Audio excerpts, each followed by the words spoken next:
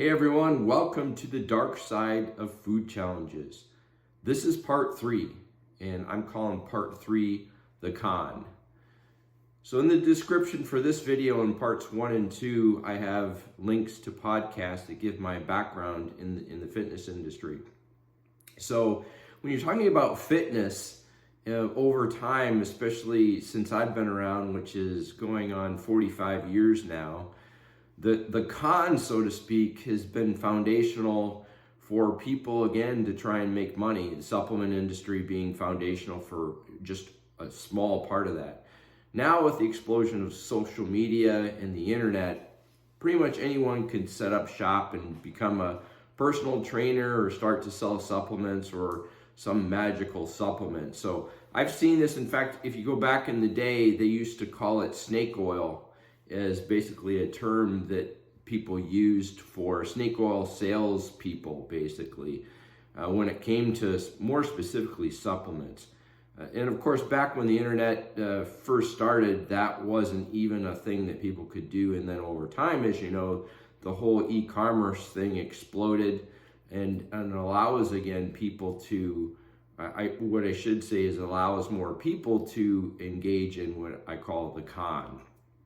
So when you're talking about, so how does that relate to food challenges specifically?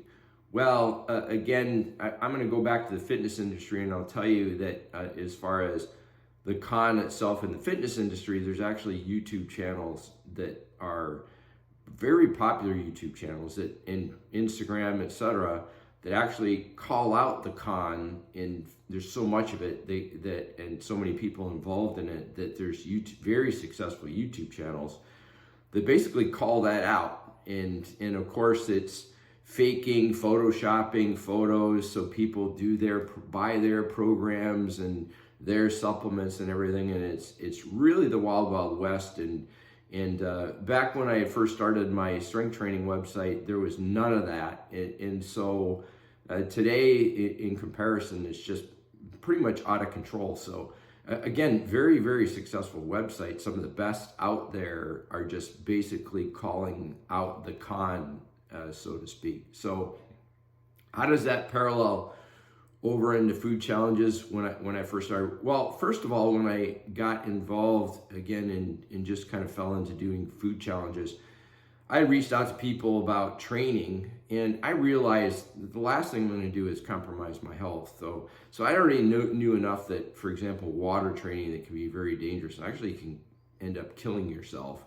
So it wasn't when I was reaching out to train, asking some of the people involved about how they train, and it wasn't like I was gonna ever do anything dangerous like that. But it was an interesting response, because in the fitness industry, everybody is more than willing to share how they train. In fact, it becomes a religious argument, and there's so much arguing and bickering going on, maybe foundationally because, again, they could be trying to sell their programs, but even without that, there is just a big back and forth about people arguing about what training is the best.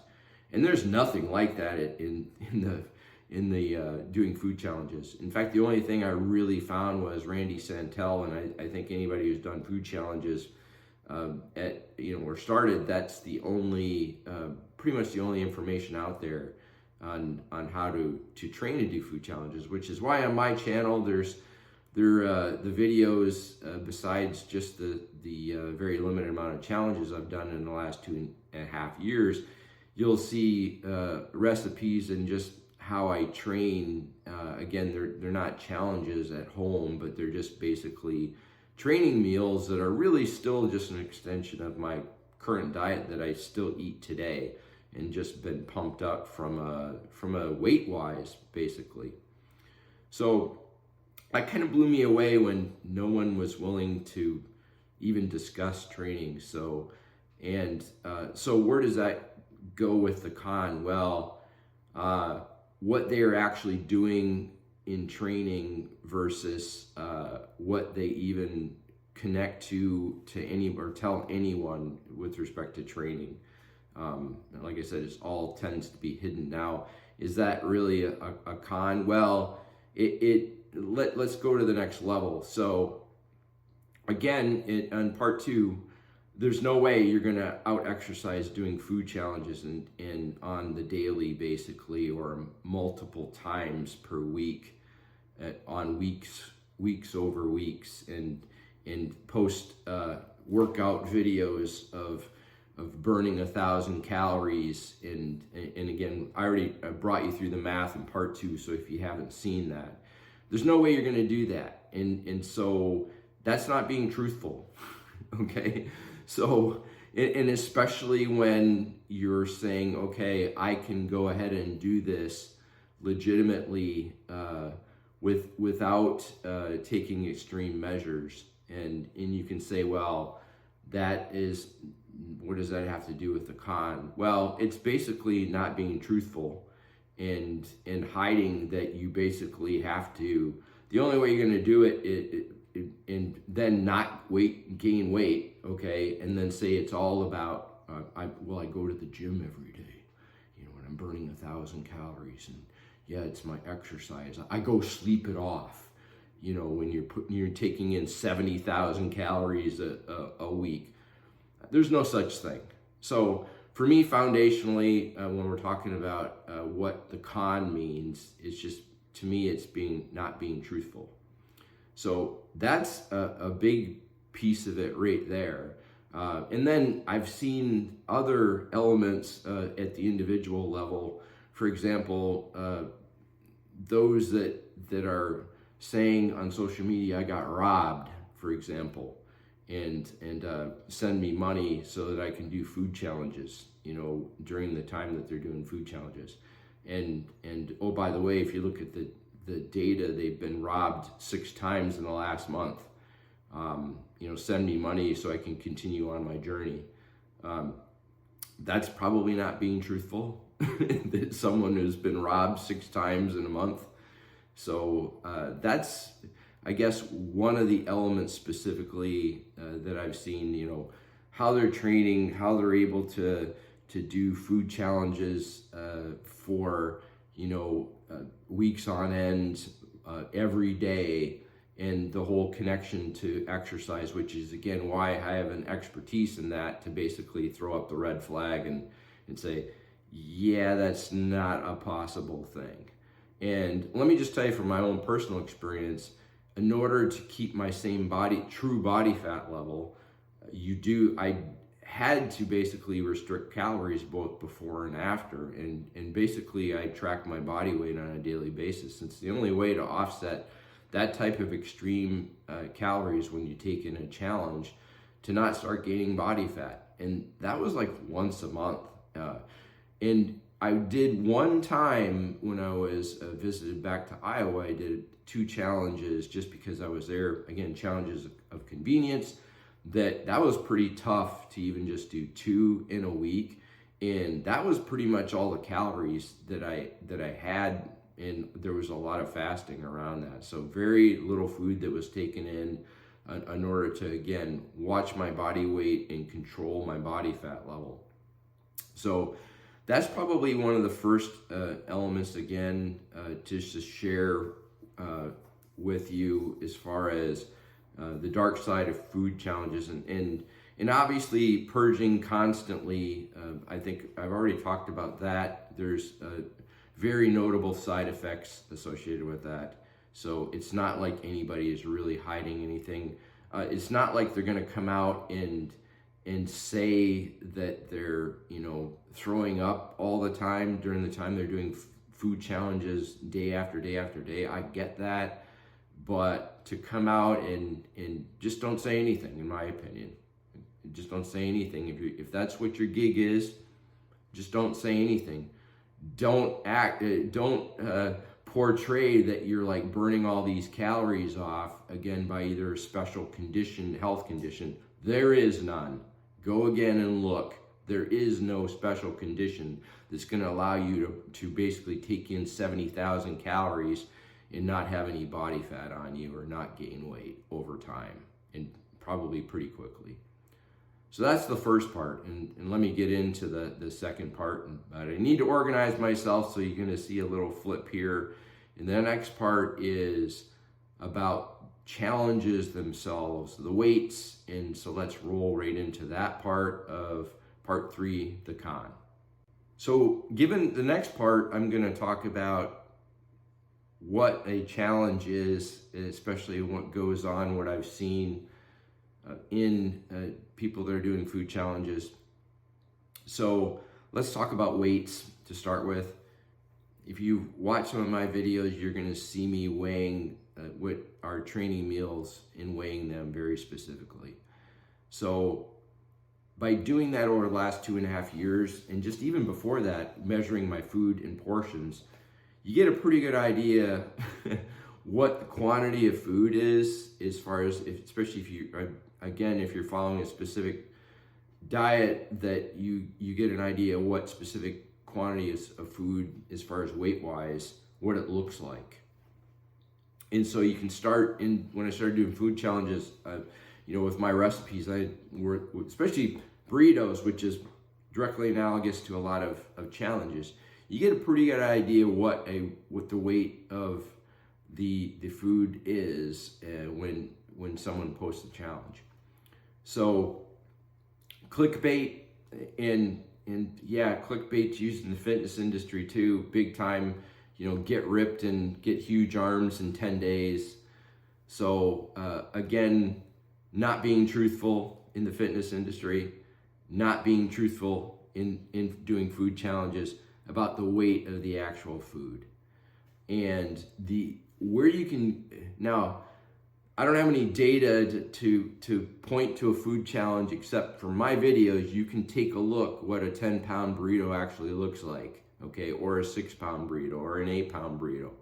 So you can actually go to my videos and take a look at that. Look at the relative hand size. I'm 5'9", about 160. So you can look at my body size, and I'm not trying to get a certain angle either when I've been doing it at home, and I just take these pictures and scale it with the videos or do the videos. There was a purpose behind that as I started getting into food challenges. So that's how you can tell too when you look at these videos, is looking at the relative size of it and trying to look at a reference when looking at it. And yes, camera angles make things look bigger depending on how they do the camera angles. So you got to watch that as well. The other element you can use, that again, where people are pumping up the clickbait for views, is the time it takes them to do it. So humans are humans, and yeah, we do have some alien types that in doing food challenges, and they are so what I'm talking about is eating rate. A human has a limit for eating rate. No matter what anyone says, you can't, unless they have this huge mouth that's as big as their head, okay, and how a human swallows. We're all human beings, and so there are eating rates associated with doing, whether it's competitive eating or food challenges specifically. And there's a lot of factors that come into eating rates. How much you can chew, how fast you can swallow. Swallowing, again, is a big thing, and how fast you can chew. So eating rates, how big your mouth is, okay? So eating rates, again, for certain challenges. Oh, the other thing, obviously, eating rates is the food itself. How chewy it is, what the texture is, how hot it is, and dry, for example. So there's a certain element, and again, being an engineer, I basically studied for sure all the videos and everything of the top eaters. And so I've got a pretty good feel in general what it takes, like a burger challenge. Typically, you're not going to get a burger challenge that's going to be, when you look at stacked burgers, 8-ounce burgers, there's an element of sameness across those. Same thing with fries. You don't have fries that are this long and this thick, okay? So fries are fries, burgers are burgers, unless there's those giant ones, okay? Those are Six Sigma and statistics that you can't really look at those. But normal stacked burgers are gonna have, and the other element that the restaurants have is you can't stack it up to the ceiling and put, yardsticks through the burgers. It's not gonna work. So there's an element of physical limits as well, of how tall it is. even though people do try and pump that up by video angles and such. So you get a pretty good feel based on eating rates and knowing what the food should be looking like. And so if someone claims that they're doing 10 pounds, that it's a 10-pound burger challenge, and they get it done in 10 minutes, it's not 10 pounds, okay? So there's plenty of other examples I can give you, but you have to take it with a grain of salt, because majority of the time people are not being truthful in what their description of the challenge actually is, okay? We'll get into restaurants themselves do the same thing. And so restaurants are telling you that it's way bigger or sometimes smaller. So it goes in the other direction with restaurants too, where they'll bring it out and you're like, okay, this is not even close. It's like double the size of what it's supposed to be. So again, that's not saying that, okay, there can be an element to that, because I've had in just a very limited experience. I had one cook, again, it was in Iowa, that basically literally was out to beat the challenge eater, and that was the only spicy challenge I've done. And he basically said he's pouring this stuff in and he couldn't even stand it when he took a bite of it. I was naive, never done it before, so I just powered through it at the time. But again, that's someone, again, are people out there at restaurants potentially targeting eaters to fail? Sure. That's all I'm going right with that. So so it does go in the opposite direction potentially with variants, where they're not really scaling what they're giving you, and more often than not actually is bigger than what it was advertised to be. So there's that element, and that's not really called the con, but in most cases. So I do have an example where I was going to do a challenge, a team challenge, and I had contacted the restaurant, and they basically said that it was changed to, it was a huge platter of like appetizers, and of course it was within striking distance, where if you watch my previous videos, it was within striking distance for me to team up with Wayne Eugenio. Wayne, hopefully if you're watching this, I pronounced your name properly. And he had contacted me about that, and we had talked about it on DMs and Instagram. And well, they changed it, and when I contacted them, they said, well, we changed it, now you get 30 minutes, and it's a pretty famous challenge. You guys can figure it out. Randy is teamed up with other eaters, and other eaters have come and done it. And the eaters that now had the restaurant change it to 30 minutes for a single person. If I'm going to share a video of Molly Schuyler, and let's cue that. Do I still have that video? So some very high-level eaters had done this, and they didn't even remember who it was, and there was 3 of them, and I think all 3 really, to get it done in 30 minutes, and they're some of the best, right? And at this restaurant, and even probably arguably one of the best in the world, period. She mentioned even during the video, when you watch it, that it was super tough. I've got little jalapeno thingies, I've got macaroni and cheese thingies, fries and fry thingies, nacho thingies, other thingies. I am going to be in the bathroom later tonight thingies. Yes, this is happening. Okay. These guys are really happy. They're hungry. Okay. Starving. Anyway, we're about to start this thing. Awesome. No one's ever done it solo, but we're dumb. So let's do this. Let me get this thing started. Oh. Oh, did you? Oh. How do I reset Push the top two together. You got this. All right. 3, 2, 1. Eat. And for her, she's a freaking beast. So, and it wasn't like she'd smoked it. So she had just come up to the edge of 30 minutes and completed it, and stated even on the video, if you go to her channel, that it was super tough.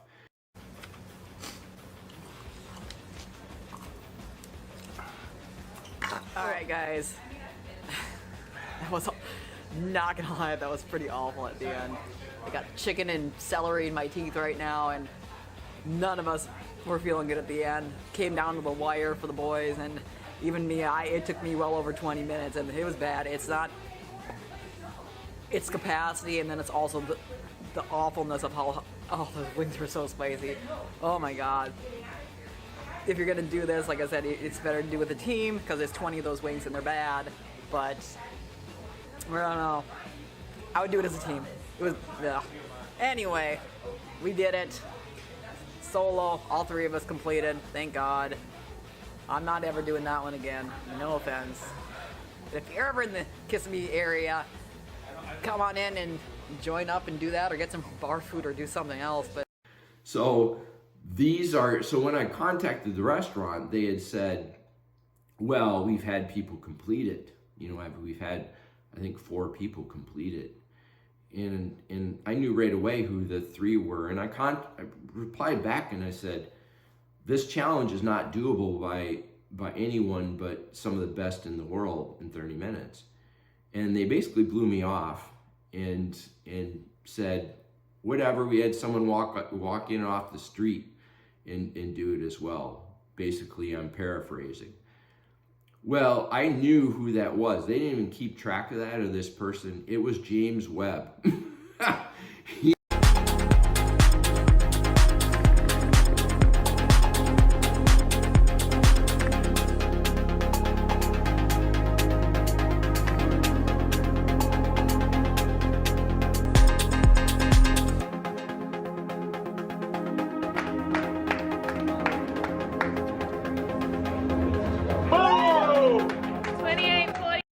He came in and completed it, and it was the year where he came kind of as an unknown, was a couple years ago, right? When he came into Nathan's and really surprised a bunch of people, where he is kind of launched onto the scene over in the US and in Nathan's. And I told them that as well, and they still just stayed the course and said, it is what it is, and it didn't matter. So as far as the con, where I'm going with this, the con where restaurants, I've also ran into this in Florida and one other where it was a burger challenge. And this guy really enjoyed the fact that the burger was so huge, it wasn't even doable by professionals. He said professionals have failed. I told the guys, like, why even bother having a challenge? So that's where I'm going with this piece of the con. It's just like, why even have a challenge on your menu as a restaurant if you're just having the con so people are going to pay for this that have 0 chance of completing it, okay? And they keep the challenge going. So I'm glad I remembered that. I almost didn't, but that's an element where the restaurants are basically having the con or not being truthful and keeping challenges that are not doable by pretty much everyone on earth except for a handful of people that are best in the world. So that's again one element I wanted to make sure I covered. So I did cover the weight of challenges and clickbait. The other element that's already been, it's not really done as blatant as it was, where Nate Figueroa basically faked what was it? It was like, I don't know, 50,000 calorie challenge in a day or 2. And he put out a video, you can find it out there, it's still on his channel, I believe, where the YouTuber is putting out these mega calorie challenges, and they extended the time frame, but there's just no way again that someone is going to be able to take in that many calories in that short of time. And so that was that's not so much prevalent. It's still going on, I'm sure. But again, it's analogous in the fitness industry of someone saying, using basically maybe even using PEDs, saying they're natural and saying, hey, you can get this much muscle and be this ripped basically by doing my program or taking my supplement. And again, I've seen that in the fitness industry for decades. It's rampant, not so much in food challenges or those putting out, what would you call it, feats of eating, so to speak. So I almost forgot about that one. I wrote down basically what I wanted to cover. So that's another little piece of it from what I observed when I first started watching videos. So the last topic I want to cover in part 3, the dark side of food challenges, the con, is I saw a very popular YouTuber was coming to Florida, and what I'm talking about is fake food challenges, okay, themselves. And so I saw they were coming to Florida. I saw their full schedule, and I got excited, frankly, because I'm thinking, hey, I've got potential new challenges to do within my constraints of me doing food challenges. So I started looking up all the restaurants, and none of them were familiar. And there was a good, gosh, it might have been 8 to 10 even. I can't remember, but it was significant. It wasn't like it was 2 or 3. And so I started looking those up, and I couldn't, after the fact, I watched the first video. It wasn't too much longer, frankly, when the first video came out. And so I was pretty excited, and I read it, and I'm like, okay, cool. So I reached out to the restaurant, and just because, again, it wasn't on foodchallenges.com. All of those basically look brand spanking new. For me personally, doing food challenges, there was a lot of variance and uniqueness about some of these restaurants that were now offering these new food challenges. So I reached out to the restaurant, and what they responded with was, no, this was only special for person X, and thanks though. So I'm thinking to myself, special only for person X. Here's the description that was in the description for the video. This barbecue challenge had 10 hot dogs, 5 sausages, and a 35-minute time limit in order to get the $100 meal for free. This was a giant food challenge which has been undefeated, and there have been many people fail this challenge. Since so many people failed this challenge, people thought it was unbeatable. So that's not true. I contacted the restaurant. There's no such thing. They actually put this in their video. So I actually commented and, basically put that in the comment. And I said, not true. I messaged the restaurant, and they said it was a one-off created just for you. Not sure why the deception. Not sure what that accomplishes versus being truthful that it was a special eating exhibition. So now as an engineer, I was on it from a date. Of course, no response. And I think the comment was probably hidden.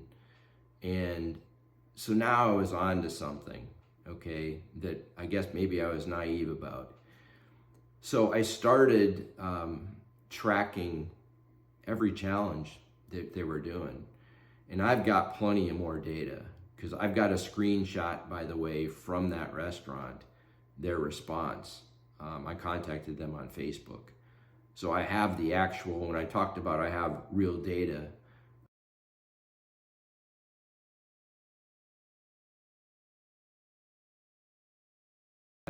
I've got at least 4 or 5 others, and I just stopped doing it. In fact, once this person got out of Florida, I took a couple other samples because I was pretty sure it was pretty obvious about that it was a fake challenge, and it was just a one-off.